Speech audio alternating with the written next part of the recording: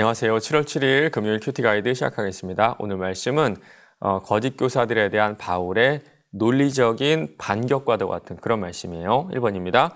바울이 조심하라고 하는 자들은 누굽니까? 2절입니다. 개들을 삼가고 행악하는 자들을 삼가고 몸을 상해하는 일을 삼가라. 개들을 삼가고 행악하는 자들을 삼가라고 하네요. 좀 개들한테는 좀 미안한데요. 예나 지금이나 또 근동지방이나 우리나라나 개가 가지고 있는 이미지는 좀 비슷한 것 같습니다. 우리나라에서도 가장 널리 쓰이는 욕 중에는 개가 들어가 있죠. 거짓 가르침으로 빌립보 교회에 혼란을 주고 있는 이 유대인 거짓 교사들에게도 마치 욕설과도 같은 그런 이야기로 바울은 지금 반박을 하고 있는데요. 왜 이런 욕설을 했을까요? 유대인 교사들은요, 이방인들이 불결하다고 했습니다. 이들이 아무리 예수님을 믿고 세례를 받아도 너희가 율법을 지키지 않으면 거룩하지 않고 불결하다, 부정하다라고 여겼거든요. 그래서 바울이 똑같이 돌려주고 있는 거예요. 너희들이 그렇게 말한 너희들이 훨씬 더 악하고 부정하다. 그리고 할례를 뭐라 그러나요? 몸을 상해하는 일. 맞습니다. 복음을 이해하지 못한다면 할례는 그저 자기 몸의 살점을 떼어내는 불필요한 행위에 불과하다는 거예요. 2번입니다. 바울이 육신적으로 의지할 만한 것은 무엇이었습니까? 4절에서 6절 보면요. 바울이 자신이 예전에 가졌던 그런 자랑들을 얘기하고 있는데요. 모든 면에서 거짓 교사들보다 우월합니다. 율법에 따라서 난 지 8일 만에 할례를 받았고요. 부모님 모두가 히브리인 중에 히브리인이에요. 게다가 베냐민 지파죠. 베냐민 지파는요, 유다 지파와 함께 남쪽 유다를 이룬 지파였고요. 사울이라는 왕을 배출해낸 왕의 지파기도 했어요. 게다가 바리새인이었습니다. 율법을 열심을 다해 공부했고요. 열과 성을 다해서 유대교를 지켰어요. 게다가 그 당시 석학이었던 가말리엘의 제자였습니다. 맞습니다. 바울은요, 유대인으로서의 모든 것을 다 갖춘 사람이었던 겁니다. 3번입니다. 바울에게 의지할 만한 것이 많았음에도 이 모든 것을 어떻게 여겼습니까? 7절, 8절 보면요, 좀 극단적으로 얘기하는 것 같아요. 그리스도 외에는 다 배설물 같고 필요 없는 정도가 아니라 나한테 해를 끼치는 그런 것들이라고 얘기를 하고 있죠. 지금까지는 그 유대인으로서 가졌던 자랑들이 나의 정체성이었습니다. 그런데 이제는 그때 그 정체성이 나에게 큰 걸림돌이 되고 있다고 얘기하고 있거든요. 왜 그럴까요? 단 하나입니다. 예수 그리스도를 아는 지식이 가장 고상하기 때문이에요. 그리고 지금까지의 나의 정체성은요, 예수 안에서 나를 찾는데 도리어 방해거리가 됩니다. 정말 그렇지 않나요? 무익한 정도가 아니라 방해거리입니다. 내가 이룬 성공, 성취, 내가 쌓은 성품들, 그리고 내가 만들어 온 관계들이 복음과 정면으로 충돌할 때가 얼마나 많은지 몰라요. 우리 지난주 담임 목사님 말씀 가운데 돈과 어떤 성, 그리고 권력이라고 말씀하셨는데요. 하나같이 그 자체로 좋은 것들인데 우리 손으로 들어오는 순간 복음으로부터 우리를 밀어내는 것 같습니다.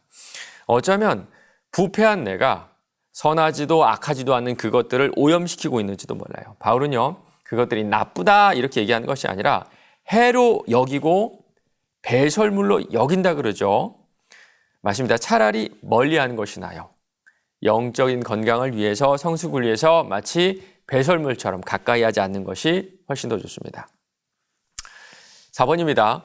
바울이 자신에게 유익하던 것을 다 해로 여기는 이유는 무엇인지 묵상해 봅시다.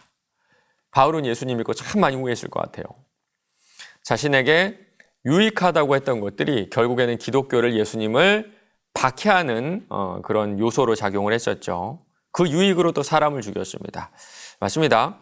예수 믿는 사람들을 잡으러 다른 도시까지 가는 열정을 가졌던 것이 바로 바울이었고요. 그의 정체성이었고요. 그가 배웠던 지식이었습니다. 그리고 자부심이 있었을 것 같아요. 같은 유대인이지만 난 너희들과는 달라. 나는 모든 면에 있어서 너희들과는 완전 구별된 사람이야. 의롭고 특별하고 하여튼 거룩한 사람이야 라는 그런 마음이 바울에게 있었던 것 같아요. 그러나 복음 앞에 섰을 때 내가 자랑하는 모든 것들이 헛된 것임을 깨달았던 겁니다. 도리어 예수님 안에서 발견되는데 방해되는 것들이고 내가 내 의로움을 쌓아야 되는 그런 것들이었죠. 우리는 가끔 이런 질문을 좀 듣고 하곤 하거든요. 예전에 우리나라에 있었던 위인들은 천국 갔을까 지옥 갔을까 그런 얘기들 하죠. 지옥 갔다고 하기에는 참 훌륭한 일을 많이 하셨고요. 천국에 갔다고 하기에는 예수 없이 예수를 알지 못하고 죽었기 때문에 그렇게 얘기하기도 좀 애매해요. 그런데 예전에 어떤 목사님이 이런 말씀하시더라고요. 훨씬 더 많은 벌을 받았을 것이다. 그분들은. 왜냐하면 하나님께서 취해야 될 영광을 자신들이 모두 다 취했기 때문이다. 일리가 있는 참 합리적인 설명인 것 같습니다. 어쩌면 우리가 예수 없이 없는 영광은 하나님의 영광을 가로채는, 그러니까 부지중에 짓는 죄가 될 수가 있어요. 오늘 내가 얻고 싶은 것, 내가 추구하는 것들이 정말 주님의 영광을 위한 것인지, 그 끝에 주님이 계신 것인지 한 번쯤은 생각해 보시면 좋을 것 같습니다. 5번입니다. 내가 의지하는 외적인 조건이 있다면 그것은 무엇입니까? 오직 예수님만 의지하기 위해 지금 내가 결단할 것은 무엇인지 생각해 봅시다. 여러분 어떠신가요? 아무래도 내가 의지하는 것들은 나의 장점, 강점이 아닐까요? 마치 양날의 검처럼 내가 잘하는 것, 내가 인정받는 것이 나를 예수로부터 멀어지게 하는 가장 큰 해로움이 될 수 있을 거라고 생각을 합니다.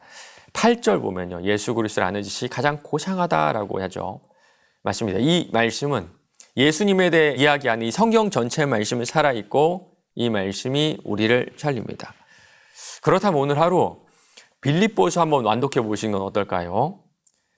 짧죠. 4장으로 되어 있고요. 이 4장이라는 짧은 편지 속에 예수님이 누구신지 그리고 우리가 누구인지 잘 설명해 주고 있어요. 천천히 읽는 가운데 예수님만 의지하는 마음을 주실 겁니다. 오늘 하루도 주님만 의지하며 예수 그리스도를 나의 정체성으로 삼는 저와 여러분 되시길 바랍니다.